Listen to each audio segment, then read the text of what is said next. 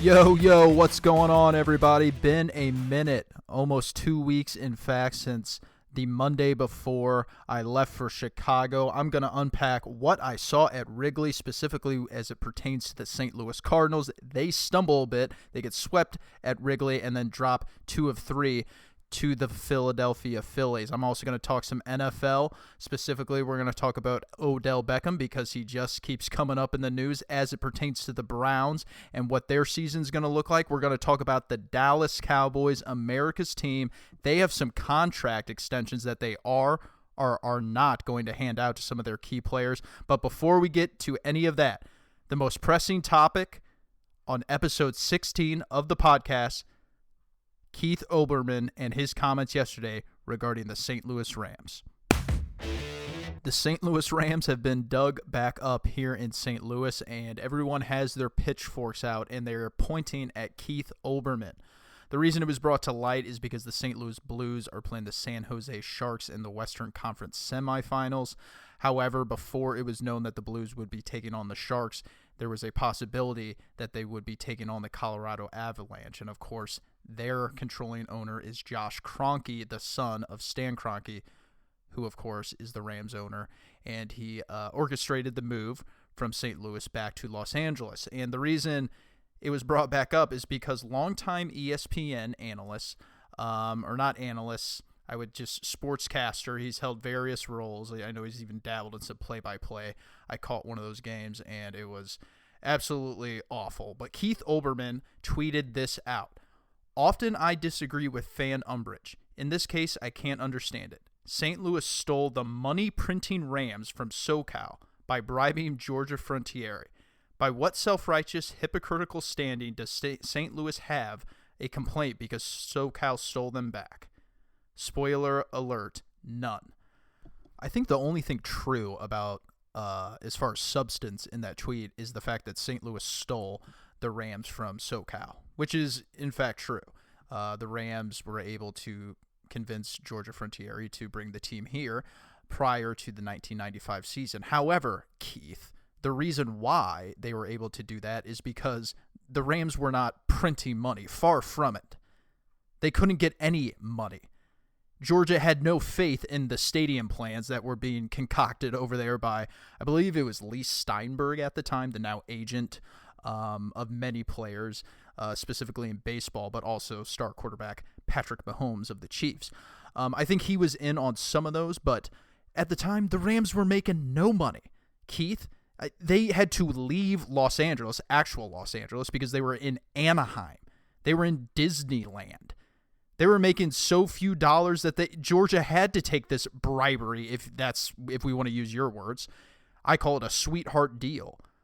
She said, yeah, sure, we'll go here because at least it's a guarantee. Anaheim, you're not selling out the stadium, and you're not really putting anything convincing as far as a new stadium is concerned. So yeah, Georgia went to St. Louis, where she's had some ties, and the Rams played there for 20 years. But then the worst thing, at least in my opinion, is that Keith decides to say SoCal stole them back.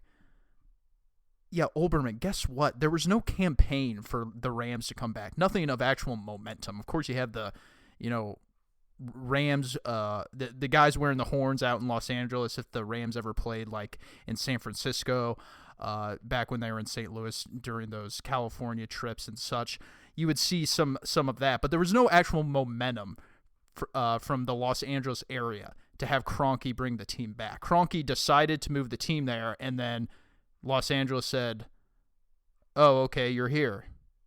Well, why don't you get to work because you guys suck. So really just a whole lot of wrong going on with this Olbermann tweet. And it kind of just brings back the memories of how the Rams left St. Louis, and it really just brings back memories. You get people fired up around St. Louis when you start talking about it, because they will put you straight, fact from fiction. And I'm glad to see that people were doing that here with Olbermann. Me, I think I've talked about it in the past. I'm not really as emotional when it comes to that conversation, despite being from the area. I kind of saw it from, 1,000 miles away. I think some of the coverage as far as how that move was going to be played out, some people were misled because I don't think they were really taking the NFL for what it is, and that is they are a bottom line entity, man. It is all about money. And it really just seemed, from my perspective, that all Kroenke had to do prior to the move was get 24 of his 31 friends, 32 including him.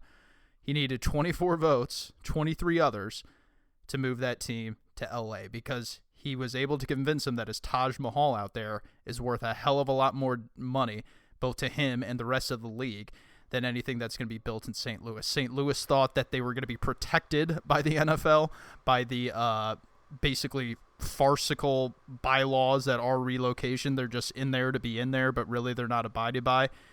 It is all just handshake agreements. It's all put it to a vote, 24 out of 32 when it comes to the NFL, like it or not. But I think that led to some of the disappointment that St. Louis had in the whole fiasco that was that 3 years, probably more than that. You can date it all the way back to 2010 when Kroenke took over the team permanently, or not permanently, but it was fully his when he bought it, when he beat out Khan down with the Jaguars. So, it was a pretty poor way to end it for that fan base, and they're rightfully upset. But it's really just despicable when you got people like Olbermann who are just trying to depict it in a way that, it wasn't. And you need to get your facts straight, because people around here, Keith, they will set you straight. Fact from fiction.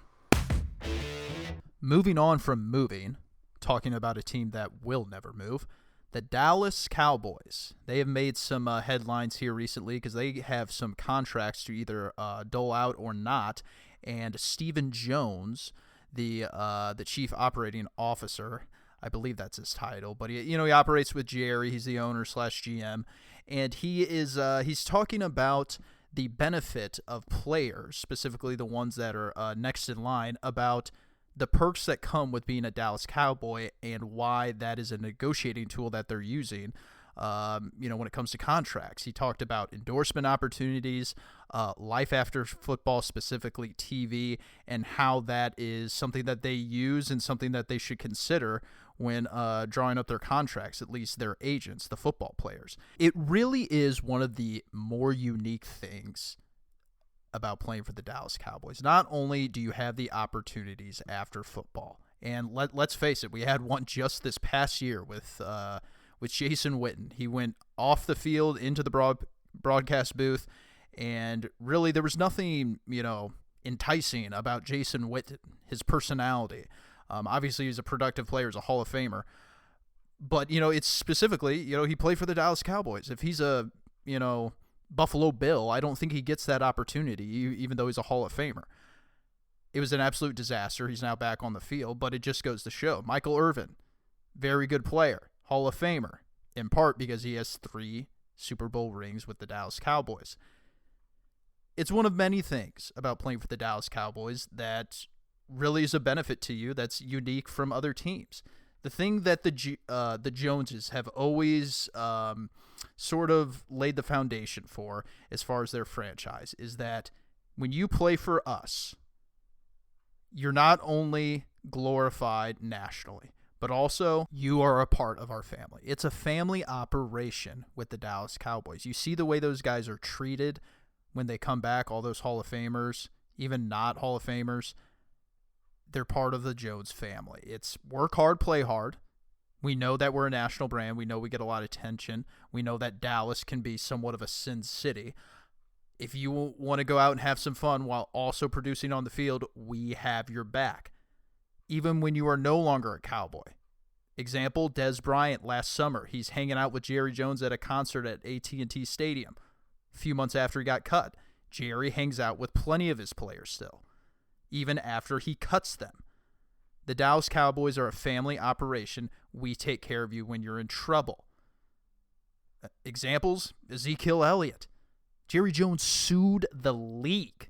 He sued the league to basically take over Roger Goodell's contract extension. Every owner was ready to get it done, and he decided to sue his other fellow owners, all because of Ezekiel Elliott. And then also there's this guy down in Dallas who just takes care of every problem known to man. His name is, he goes by The Wolf.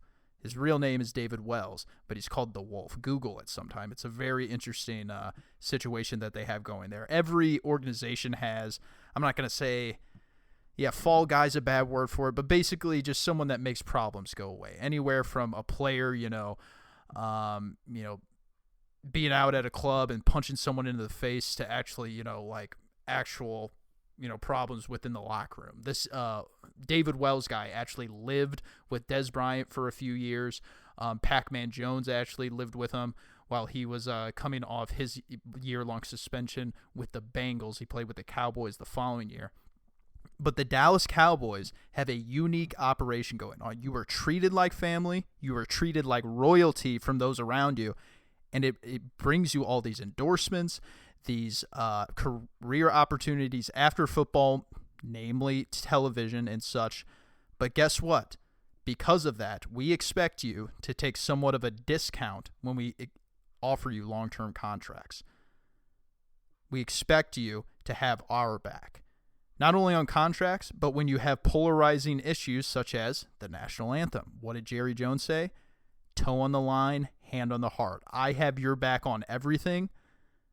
I need you to have my back on this one. I cannot have people taking a knee in Dallas, Texas during the national anthem. Contract time, national, non-related sports issues that infiltrate into our game. I need you to hang with me on this because I have your back on other things. It's an interesting dynamic that's going on here with the Dallas Cowboys. Dak Prescott, Amari Cooper, Ezekiel Elliott, soon Jalen Smith, Byron Jones before him. They have a lot of players to pay. They don't dip into free agency too much now. We're going to see who gets paid, who decides that they love being a Dallas Cowboy going forward. When are the Cleveland Browns not going to make news? I think the only good news to come out this week from the Cleveland Browns was their coach. He kicked things off on Monday by trying to simmer down and bring everyone down a couple notches because, as we all know, it's played out on the field, not through the media. But then his own general manager, his own player, decided to just kick dirt on that because the next day a GQ article came out where Odell said he's trying to make the Browns the Patriots. And you know what the first thing that came to my mind about that was? No Patriot would talk about their own team and the accomplishments that they have because they're already on to the next one. The Patriots are too busy being the Patriots, focused on winning, while in typical millennial fashion, Odell goes to the media and talks about how good they're going to be. All right, you know what? If you want to do that, that's fine. People eat that shit up. It's basically, it's commonplace now. It's accepted. But when the Browns start things off, hypothetically, if they start things off here like 2-3, and then a reporter comes up to Odell, is it going to be okay that if he gets snooty and says, everyone calm down, everyone's criticizing us, everyone's counting us out? Because I got questions. If you're going to go ahead and do this and talk about being the Patriots and talk about how many games you're going to win, people got a right to then question you if you get off to a slow start or if you don't have the ball or if you have a couple drops early in the season. You talked about how great you were going to be. Let's back it up. And then, you got John Dorsey today. I see he's talking about fan bases. Cleveland's got a better one than Green Bay. It's like, oh, great. Great. You're through the media too now. And John Dorsey's a good general manager. Knows good players when he sees them. Knows how to put a roster together. But Lord Almighty, it just doesn't end. The head coach tries to set the tone on Monday. GQ article on Tuesday. And now I'm looking at this stuff here on Friday afternoon as I record. John Dorsey has entered the mix. When are the Cleveland Browns just going to shut up and worry about preparing for the 2019 season? One other reason besides actually having to prove it on the field that the Cleveland Browns need to be quiet is because there is also a team over in Pittsburgh who I think is very, very formidable. And yeah, count me among those. It's pretty common for people that think the Browns need to bring it down a bit to think that the Pittsburgh Steelers are still a threat. Count me among them, okay? I think that really we're going to see a Ben Roethlisberger that not only is very motivated, but also I think we're going to see quite literally a different Ben Roethlisberger. It's been somewhat commonplace for him to come up to visit training camp noticeably trimmer. I think Ben Roethlisberger, we haven't heard anything from him. We haven't seen him anywhere. I think he is just in the gym. He's training, and I think we're going to see a thinner Ben Roethlisberger. He's just going to be healthier, and I think he's ready to get things back on a Super Bowl track. It's been a while since he's been to a Super Bowl, 2011. I think he's ready to go out with a bang here, and he's got his center behind him, Marquise Pouncey. He's got Roman Foster, his guard behind him, and he's got other players behind him as well. He's got new faces too. One big reason I think the Steelers are going to be all right next year is because a lot of their needs positionally, they address through the draft. They got Devin Bush, probably one of the best all-around players at linebacker in round 1. They got a cornerback, Justin Lane. He's from Michigan State. Just look at their track history at that position. It's pretty doggone good. They also got that Benny Snell guy. He's the Kentucky running back. I think he's going to be a contributor along with James Conner. And then they have... who was that? Deontay. He's from Toledo. He's interesting. I don't know much about him, but apparently he's a pretty good route runner. And, with the simplicity that is Pittsburgh, they run a very traditional offense. Very traditional. It's predicated on Ben Roethlisberger being able to throw every route in the book. So it's simplistic, but it's also effective because it opens up a lot of different route combinations. I think the Steelers are going to be very motivated. Not only are they going to be just motivated by everything that's transpired across the offseason, they are playing in New England week 1 and seeing the banner raised by the Patriots. Cleveland Browns need to look out. Baltimore Ravens, I'm not really buying that offense identity. Okay, like I said, it's a novelty. I don't know how long they can play that. Really hinges on Lamar Jackson, his strides in year 2. And then obviously the Bengals, they can, they'll compete with anyone, but obviously new head coach, new really roster designer between him and between Mike Brown and Zach Taylor. So it's going to be really the Steelers. It's going to be the Browns, but the Browns need to understand Steelers are right on their heels. Cardinals coming off a victory last evening. They just beat the Pittsburgh Pirates by a score of 17 to something. They pounded them last night. But they desperately needed that win because they have been struggling of late. They were 4-6 out of their last 10. So it was a tough road trip, all right? One that I actually visited. I was out at Wrigley in the bleachers, got fried to a crisp despite it being 50 degrees, just the elevation of those bleachers and the sun bearing down on you. I was pretty red. So it was a good weekend overall of Cardinals baseball from the standpoint that I want to say that Friday was a game that really you just got to tip your cap to Kyle Hendricks. He was magnificent. Absolutely magnificent. And I think that there should be nothing to be ashamed of on that end. However, the rest of it was just a disaster. It was not very good. Darvish pitched well enough in that game, and then they just couldn't get the timely hitting in that game that the Cubs got from Mike Davis, who I didn't even know who the hell that was. Okay, I was wondering where Victor Caratini, where he was and why he wasn't catching, but Mike Davis hits a grand slam, and the Cubbies win that one, in addition to a Javi Baez home run in the bottom of the 8th inning. So not a good weekend for the Cardinals at all, outside of the fact that they got beat in just a couple of situations.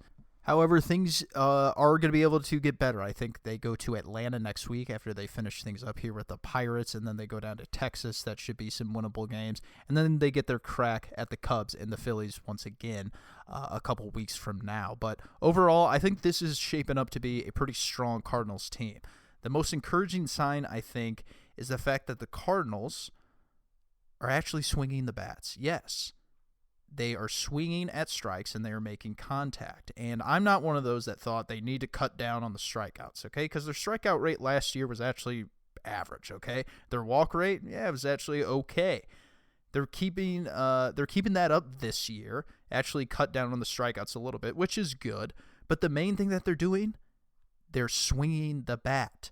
Last year, they were really good at laying off pitches out of the zone, pitches you don't want to swing at, and they're continuing to do that. Second best in the National League. But last year, they were the worst at making contact and the worst at choosing when to swing at pitches inside the zone. They're actually doing that now. They got one of the best contact percentages in the National League, and they're actually swinging the bat at pitches inside the zone. They're average. They're 8th in the National League, so it's better. They were amongst the worst last year. So I'm happy to see that the Cardinals hitters are choosing to swing at pitches that they need to. You're seeing damage. They're scoring some runs, but they need to be picked up from their pitching staff. Right now, the pitching staff, I think it's the same problem that really just has been at the beginning of the season. They're not putting themselves in favorable counts. You're seeing pitch counts escalate. They're not going to go deep into games. And right now, you have the relievers, namely John Gant, John Brebbia. Miller has gotten better. Gallegos, okay, he's been a great addition, even though he's been up and down from Memphis already a couple times this season. These guys are saving them because they're fresh. It's at the beginning of the season. But if you continue to do that, either those guys are going to have to begin starting games, or the starters are going to have to get a little bit of length. The bullpen is going to get deeper. Carlos Martinez is going to join them here in 2 weeks, I think, 10 to 14 days. It was reported today here on May 10th. However, someone's going to have to give length. 1 or 2 guys here. It can't be all 5, because right now you're not getting too much length out of anyone. Michaelis is heated up. He's had a couple of better starts. And that's exactly what the Cardinals need. If it can be Michaelis, if it can be Flaherty, you got to get a little bit of length. Right now, they're relying on it, much like the Brewers did at the end of the season. However, it's the beginning of the season now. You got to get a little more length. I like what the Cardinals are doing. It's a good recipe. I think they get back on track. Pittsburgh is banged up right now. They can take advantage of the series here on Mom's Weekend. And I think the Cardinals have a nice little May that could shape up for them quite nicely. Short edition of the podcast here this week, okay, in honor of Mother's Day. Spend time with your mom. Moms are the best. I'm unfortunately not going to be able to see mine. She is in France. So if for whatever reason you are not celebrating Mom's Day, if you cannot be with your mother, if your mother is unfortunately passed, or if you just hate your mom, maybe your mom sucks, call me. Let's hang out. I'm not going to have anything to do. I don't watch Game of Thrones. I'm not into the fantasy, mystical, goblins and, zombies and all that crap. I'm not into that, so I have nothing to do. I can watch some baseball, but I'm not going to wake up from noon and watch it till, 10 p.m. at night. So give me a call. My mom is AWOL. My mom is enjoying herself on vacation, so enjoy your weekend. Have some fun. Let your hair down, and hug your mom today. Call your mom today. Let her know that you love her. Moms are the best. We'll see you next week.